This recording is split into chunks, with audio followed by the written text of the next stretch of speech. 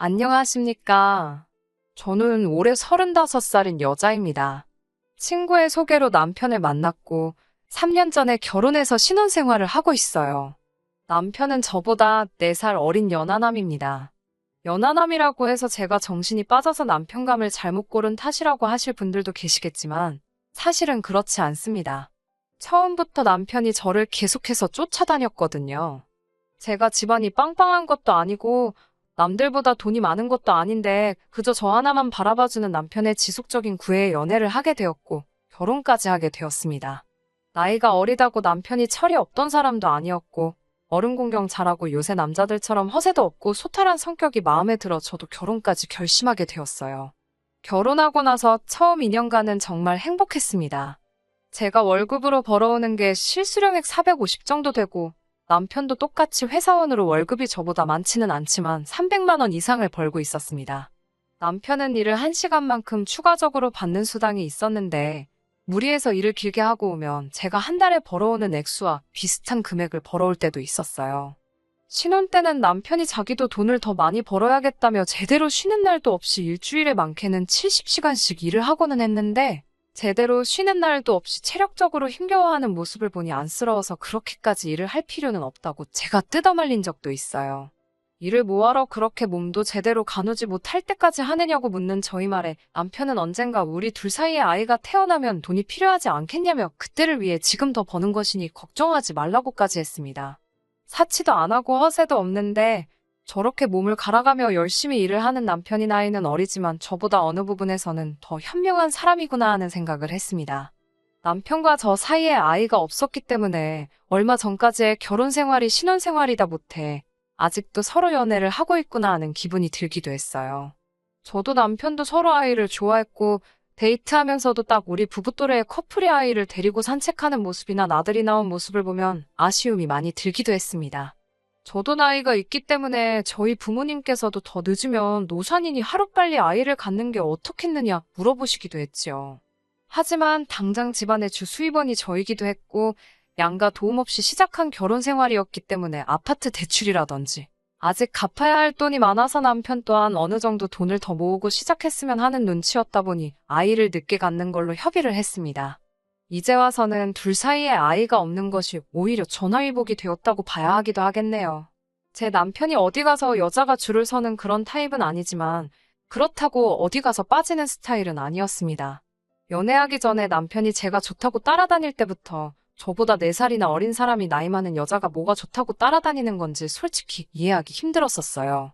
말씀드렸다시피 재벌이가 평균에 비해 나쁜 편이 아닌 건 알고 있지만 그렇다고 남편도 일이 조금 힘들 뿐이지 벌이가 또래에 비해 결코 적은 편은 아니었거든요.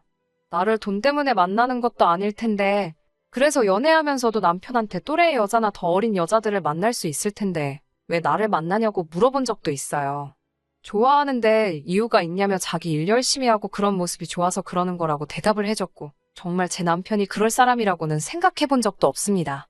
시댁이나 친정이나 지방이라 서울에서 직장 생활을 하고 있는 우리에게는 거리가 꽤 먼 편이었는데 저도 시부모님께 잘했지만 남편이 우리 부모님에게 하는 것만큼은 되지도 않다고 해도 무방할 만큼 친정에도 잘했습니다.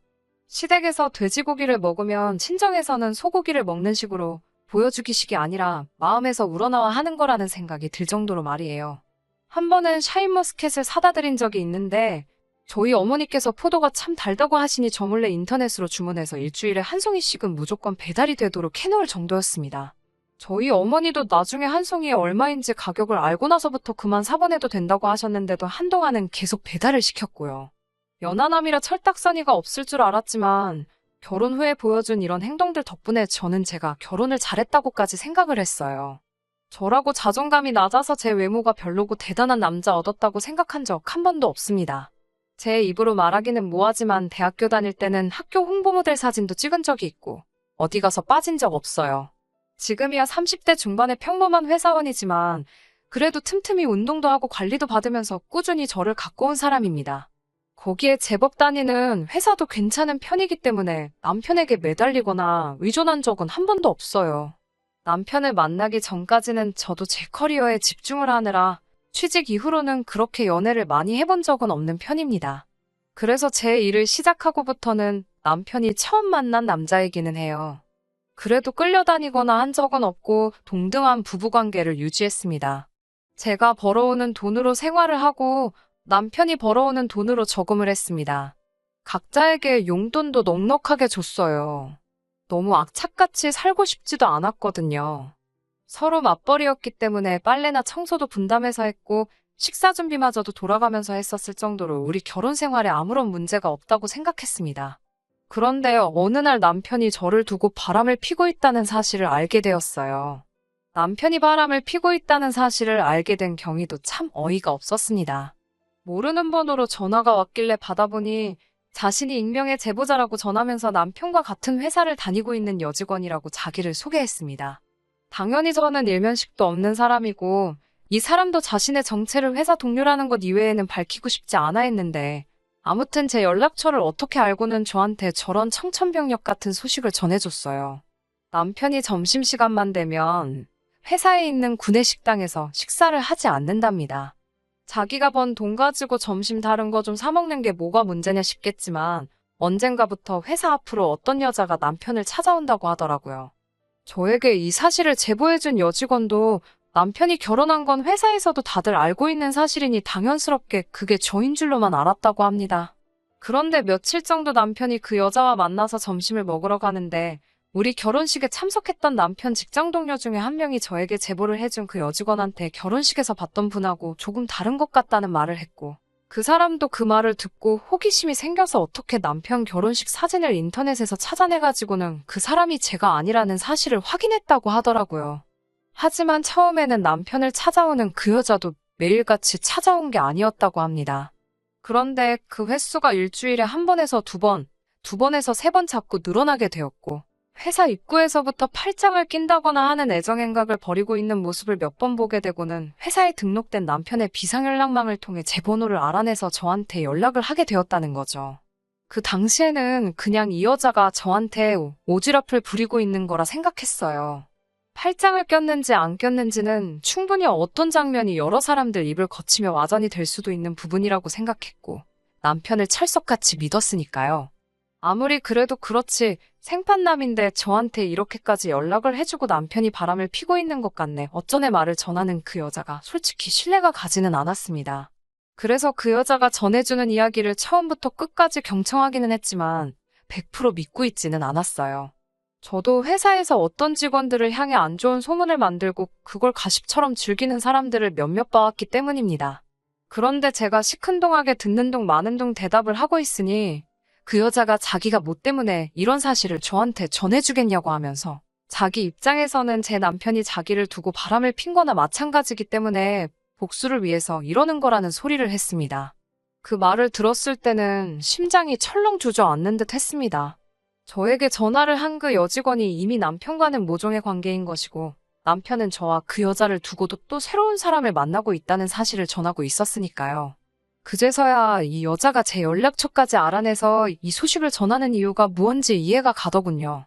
그 연락을 받았을 때 저는 회사였는데 그 여자가 사실 남편과 이미 그런 사이였다는 충격 사실을 저에게 전했을 때부터 손이 벌벌 떨려서 제정신으로 전화기를 붙들고 있기조차 힘들었어요. 얼굴 한번 본 적 없는 여자의 말을 있는 그대로 100% 믿고 있는 건 아니었습니다만 그렇다고 그 여자의 말을 그냥 듣고 넘길 만한 것도 아니었습니다. 그 상황에서 어떻게든 남편이 저를 속이고 있다는 사실을 알아내려고 했던 것이 아니고 저는 마음 한구석에서는 남편이 저를 두고 그런 일을 하지 않았다는 확인을 받고 싶었었나 봅니다. 말씀드렸다시피 신혼 초에는 남편이 일하는 시간을 늘려가면서 돈을 더 벌어왔었는데 최근 들어 야근이 부쩍 잦은 상황이었는데도 월급은 그대로길래 궁금해한 적이 있는데 회사 규정이 바뀌어서 추가 근무분은 연말에 보너스식으로 몰아서 준다는 설명을 했던 적이 있었거든요. 그래서 남편의 바람을 알려준 그 여직원에게 그 사실을 물어보기도 했습니다. 남편을 믿어보려고 했던 질문인데 제 자신만 바보 멍청이처럼 되어버렸네요. 세상 어느 회사가 추가 근무한 돈을 연말에 보너스식으로 몰아주겠냐고 저를 아주 세상 물정 모르는 여자처럼 생각하더라고요. 야근이 부쩍 잦아진 건 이미 오래전부터였는데 남편이 또 내년이 돼서는 저에게 어떤 변명을 했을런지는 모르지만 제가 의문을 가지고 있는 점을 얼렁뚱땅 넘겼다는 사실 또한 알게 되어 버렸네요. 속으로는 끝까지 아니겠지 하면서 최대한 남편을 믿어보려 노력했지만 여러 상황들이 남편이 저를 두고 딴짓을 하고 있다는 게 점점 더 맞아떨어지고 있었습니다. 제 스스로에게 질문을 해봐도 부정을 할 수가 없었어요. 의심이 확신이 되는 순간부터는 속이 거북하고 집중도 안 되었습니다. 집에 돌아가면 남편을 어떻게 대해야 하는지도 모르겠고, 그래서 남편에게는 친정어머니가 급한 일이 생겨서 회사에 휴가를 내고 잠시 친정에 내려가 있어야겠다고 설명했어요. 남편은 장모님 일인데 당연하다며 주말에 자기도 내려가 볼 테니까 걱정 말고 먼저 다녀오라고 하더라고요. 그때까지도 저를 신경 써주는 척 하는 게 가증스럽기까지 했습니다. 그리고 친정으로 출발하면서 혼자 고민하다가 심부름센터에 연락을 해서 알아보기로 했습니다. 참 어이가 없게도 남편이 외도를 하고 있다는 결과를 받는 데까지 하루도 채 걸리지 않더라고요. 이미 제가 친정으로 떠난다고 했던 순간부터 남편은 주말에도 자기가 내려온다고 말해놓고는 자기 세상이로구나 하면서 바로 그 여자를 아예 우리 집으로 들인 겁니다. 아파트 현관을 들어서는 사진을 보고 저는 더욱 더 놀랄 수밖에 없었습니다. 그 사진 속에서 남편의 팔짱을 끼고 아파트 현관문 앞에 서 있던 여자는 다른 사람이 아니고 바로 남편에게 저를 소개시켜줬던 저희 가장 친한 친구였으니까요. 우려했던 상황이 현실이 되었고 그 현실의 무게가 감당하기 힘들 정도로 커다란 것이라는 걸 깨달았을 때 말도 안 나오고 구토까지 나오더라고요. 다른 사람도 아니고 남편이 왜 그랬지? 내가 뭐라도 잘못했나? 하면서 처음에는 그 이유를 저에게서 찾기까지 했어요. 남편을 이해할 수 없는 와중에 또 대학 시절부터 항상 제 곁을 지켜준 친구는 대체 내가 무슨 잘못을 했길래 아니면 나에 대한 무슨 억하심정이 있기에 저에게 이런 짓을 하는 건지 정말 그 짧은 시간 동안 5만 가지 생각이 다 들더라고요. 두 사람의 만남은 바로 그 다음날에도 이어졌어요. 심부름센터 직원은 저에게 계속해서 사진을 찍어 보내줬습니다. 하지만 사진 몇 장만 가지고는 할 수 있는 게 많이 없다고 일단 저보고 최대한 증거를 많이 모아두라고 조언을 해주더군요. 저도 지금 이걸 터트려봐야 남편은 잘못했다 사과할 게 뻔할 테고 제 친구도 저를 안 보면 그만인 게 되는 거죠. 저도 고작 제 더러운 감정을 쏟아내기 위해 이걸 터뜨릴 필요는 없다는 생각에 증거를 수집하기로 했습니다. 그 와중에 남편은 알리바이를 만든답시고 주말에는 약속한 대로 차를 끌고 친정으로 몸소 내려오더군요. 내려와서는 온갖 걱정을 다하면서 평소에 하던 1등 남편 연기를 하기 시작하더라고요. 친정어머니께는 아직 자초지종을 설명하지는 않았고 갑자기 찾아온 건 이유가 있어서 그런 거니 적당히 맞장 붙여달라고 부탁했는데 워낙 남편이 친정에 잘했기 때문에 그저 사위가 멀리서 찾아왔다고 좋아라 하시더군요. 정말 얼굴색 하나 안 바뀌고 좋은 남편이냥 연기를 하고 있는데 정말 헛구역질이 올라와 참기 힘들었습니다. 남편의 시선을 돌리기 위해 심부름 하나를 시켜놓고 남편의 휴대전화를 빼돌려 방으로 숨어 들어왔습니다. 평소에 저희 생일을 비밀번호로 입력해놓기 때문에 풀어보려고 했는데 남편의 핸드폰 번호는 더 이상 저희 비밀번호가 아니더군요. 증거가 더 필요한 상황에 남편의 핸드폰을 열어볼 수가 없으니 당황했는데 혹시나 하는 마음에 제 친구의 생일을 입력해보니 잠금이 손쉽게 풀려버렸습니다. 그 뒤에는 어려울 게 없더군요. 이미 둘이서 여기저기 놀러다니며 찍은 사진부터 두 사람의 대화 내용만 봐도 더 이상의 증거는 수집하는 게 무의미하다는 생각이 들었어요. 친정에서 돌아오고 나서도 아무것도 아닌 척 며칠을 더 지냈는데 토하지도 않을 야근을 하면서 저 몰래 친구를 만나고 오고 그 다음날에는 제 시간에 퇴근을 시키지도 않은 청소며 빨래며 밥까지 해주며 다정하게 웃더군요. 식사가 끝나고는 오랜만에 산책이나 하지 않겠냐면 내 손을 잡아 끄는 모습과 저를 배려해주는 자상한 말투. 저게 전부 다 내 친구를 몰래 만나기 위해 쓰고 있는 가면이었나 하는 생각이 들었습니다. 애초에 두 사람이 그렇게 될 사이였다면 왜 나를 소개시켜주고 결혼까지 하게 만들어 이 마음고생을 하게 만드는지 싶었어요. 그 생각에 저도 모르게 눈물이 흘렀는데 남편이 갑자기 우는 제 모습을 보고 깜짝 놀라면서 왜 우냐고 물어보더군요. 여태까지 참아왔는데 순간의 감정 때문에 남편에게 모든 사실을 알고 있다는 걸 터뜨릴 수는 없어서 그냥 갑자기 그런다고 대충 둘러대고 넘어갔습니다. 그리고 친정에서 돌아온 그 주말에는 제 남편과 저 몰래 만나고 있는 제 친구를 따로 불러냈어요. 얼굴 못 보고 지낸 지 너무 오래된 것 아니냐고 오랜만에 보자고 하면서요. 평소 자주 만나던 그 시절처럼 친구를 만나 요즘 유행하는 파스타를 먹고 요즘 젊은 사람들이 찾는다는 카페에 가고 정말 아무 티도 나지 않게 평소와 똑같이 시간을 보냈습니다. 친구도 제가 뜬금없이 만나자고 해서 불안해하는 게 티가 났는데 정말 아무것도 모르는 듯 태연하게 행동하는 저희 모습에 친구도 안심을 했는지 얼마 뒤부터는 저를 평소 대하듯이 대하더군요. 어느 정도 시간이 지난 뒤부터는 친구도 더 이상 의심할 게 없다고 생각했는지 뻔뻔하게도 남편은 잘 지내냐고 안부를 묻더군요. 결혼식 끝나고 집들이 한 이후로는 한 번도 본 적이 없다면서 정말 입에 침도 바르지 않고 거짓말을 하는데 그 자리에서 들고 있던 포크로 이마를 찍어버릴 뻔 한글 속으로 꾹 참았습니다. 아무 일도 없는 척 연기를 하니 저도 힘들어져 잠깐 지쳐 있었는데 친구가 제 눈치를 보더니 무슨 일이 있느냐 걱정을 해주면서 일도 좋지만 건강도 챙기면서 하는 게 좋다고 말을 하는데 그 와중에도 저를 걱정해주는 척을 하고 있는 가증스러운 모습 때문에 웃음도 나오지 않더라고요. 남편을 제게 소개해준 친구에게 빼앗기고 저는 그 사실을 전부 다 알고 있음에도 불구하고 아무것도 모르는 척 연기를 하고 있어야 한다는 현실이 너무 힘들었네요. 그 덕에 마음고생을 해서 그런지 몇 달 안 되는 시간 동안이었는데도 살이 10kg 가까이 빠지고 피부도 많이 푸석해졌어요. 더 이상 확보할 증거도 없었고 그때쯤 저도 마음 정리하고 확실하게 이혼을 결정했던 것 같아요. 아는 변호사에게 제가 모아놓은 증거들을 보여주고 남편, 그리고 제 친구까지 2명 다 처벌하기로 했어요. 친구에게는 위자료를 청구하고 남편은 재산분할 없이 이혼하고 위자료까지 청구하는 걸로요.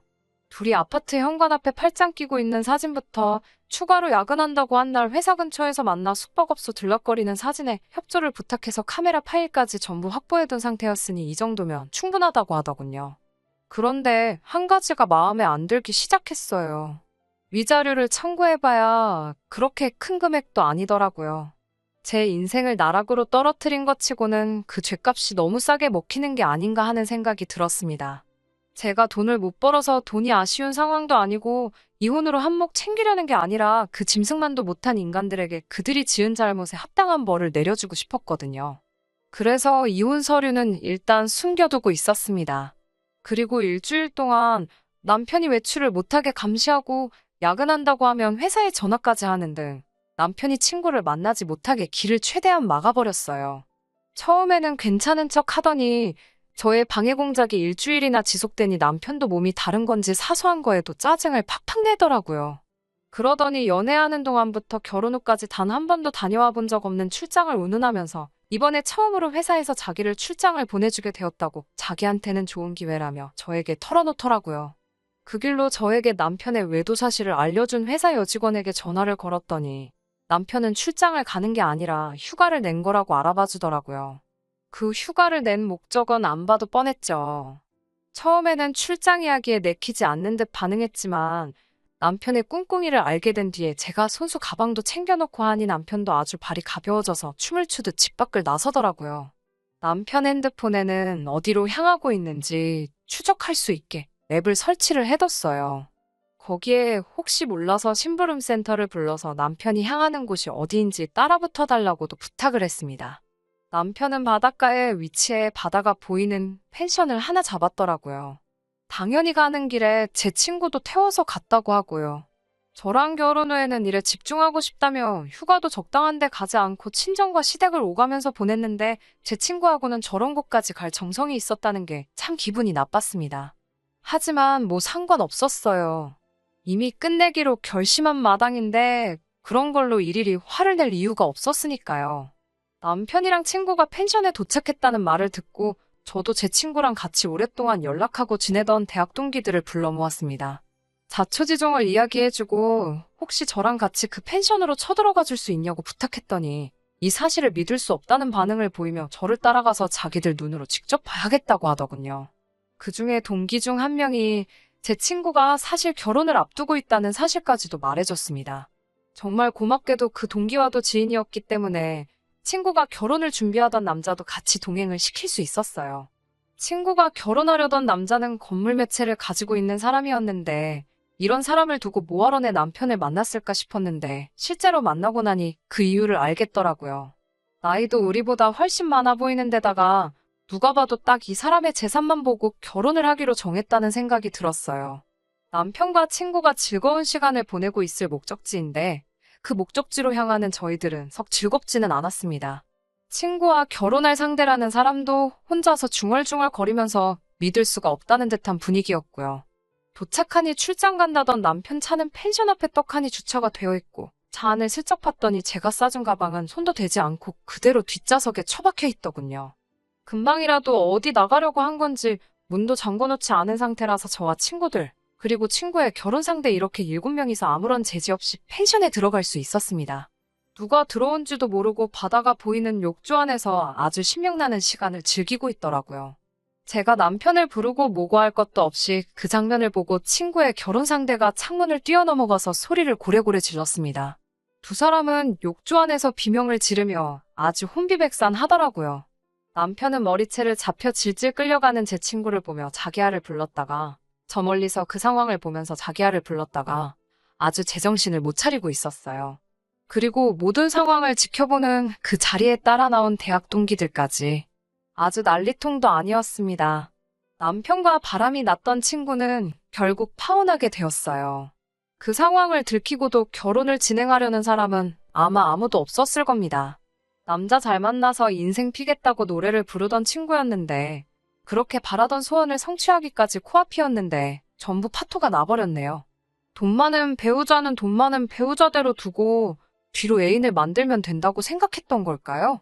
그렇게 위험을 감수하면서까지 만날 것이었으면 굳이 저한테 남편을 왜 소개시켜줬는지 하는 생각도 듭니다.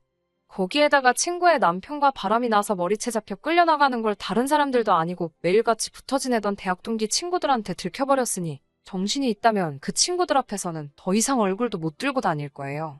그렇게 소중하게 대하던 인맥이었는데 적어도 앞으로 2번 다시 친구 남편은 건드리는 게 아니라는 걸 뼈저리게 깨달았을 겁니다. 그리고 남편하고는 집으로 돌아와 대놓고 이야기했습니다. 집에 오는 길 내내 얼굴이 새하얗게 질려가지고 아무 말도 못하고 미안하다는 말만 미친 사람처럼 반복을 하더라고요. 차 안에서 꾸역꾸역 몸을 구겨 넣으며 무릎을 꿇고 삭삭 빌고 있는데도 이 남자를 향한 동정심조차 들지 않았어요. 위자료는 당연히 청구할 거고 지금 다니는 회사라도 조용히 다니고 싶으면 좋은 말로 할 때 알아서 짐 싸서 나가라고 했어요. 집에서 나가란 말을 하자마자 운전하고 있는 제 팔을 부여잡고 그러는 게 어디 있냐고 하면서 그건 너무한 거 아니냐 질질 짜기 시작했습니다. 너무한 게 지금 누구냐, 이렇게 될거 모르고 그랬냐고 따지니 제가 바빠 보여서 방해하고 싶지 않았다는 되지도 못할 변명을 늘어놓더군요. 그래서 그 길로 차를 돌려서 시댁으로 향했습니다. 처음에는 의아해하다가 차가 시댁 근처로 향하는 걸 눈치챈 남편이 거기를 왜 가냐면서 가지 말라 소리치더라고요. 차에서 뛰어내릴 용기는 없던 건지 결국 제가 차를 몰아 시댁에 도착할 때까지 그러지 말란 소리만 하고 꼼짝도 못하고 따라왔습니다. 어서 니네 부모님한테 가서 네가 뭔 짓을 했는지 낱낱이 고하고 이혼하기로 했다는 소식도 네 입으로 직접 전하라고 했더니 고집을 부리며 차에서 내리지 않더라고요. 그래서 저 혼자 내려가지고는 그러면 너네 부모님을 직접 모셔올 테니 밖에서 하라고 한마디 쏘아붙이고 시댁 방향으로 몸을 옮기니 그제서야 차 밖으로 쏜살같이 기어나와서는 제 발목을 붙잡고 용서해달라 늘어지더군요. 결국 바깥에서 나는 소음 때문에 동네 사람들부터 시부모님까지 나오셨어요. 웅성웅성하는 가운데 남편한테 네가 뭘 했는지 말하라 했더니 아무 말도 못하고 있길래 저도 여러 사람들 앞에서 나 부끄럽고 하니 그냥 남편이 내 친구랑 바람이 나서 빨가벗고 즐기고 있던 걸 머리끄댕이 잡아서 데리고 온 상황이라고. 이혼할 거고 아드님은 땡전 한 푼 없이 집만 챙겨서 그대로 보낼 테니 그렇게 아시라고 말씀드리고 제 발목 붙들고 놓을 줄 모르던 남편의 팔을 뿌리치고 저 혼자 차 타고 집으로 올라왔습니다. 저는 간단하게 짐을 챙겨서 회사에 사정을 말하고 독신자 숙소에서 머물기로 했어요. 집을 남편에게 양보한 건 아니고 이혼 마무리될 때까지 마주치지 않으려고 그랬습니다. 이혼하는 과정에서 또 지저분한 일이 있기는 했지만 결국 위자료 청구와 재산분할도 제가 원하던 대로 진행이 되었고 큰 탈 없이 이혼하게 되었습니다. 뿌린 대로 거둔다고 얼마 전에 듣자 하니 남편은 저한테 외도 소식을 전해준 여직원분이 또 한 번 회사 내에서 응징을 해줬더군요.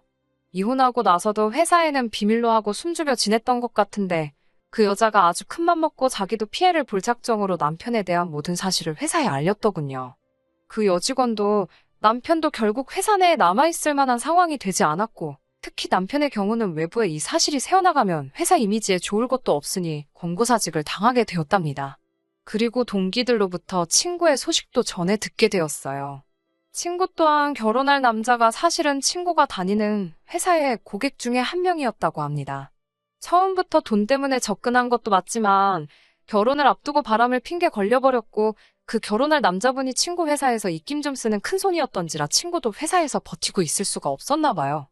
남편처럼 권고사직을 당한 건 아니지만 지금은 지방으로 발령이 나서 아는 사람 한 명 없는 오지에서 월세 생활을 하고 있다고 하네요. 원래 학교 다닐 때부터 저보다 잘 나가던 친구였으니 알아서 그 오지에서라도 돈 많은 남자 물어서 잘 살았으면 좋겠네요. 이혼이 끝나고 남편과 함께 살던 집에 돌아오니 그 수많은 사건들이 있었어도 집은 그대로더라고요. 물론 남편의 짐이 빠져서 조금 횡해지긴 했지만 말이에요. 그래도 한참을 사랑했고 함께한 사람인데 그 빈자리가 느껴지지 않을 정도로 배신감이 크네요.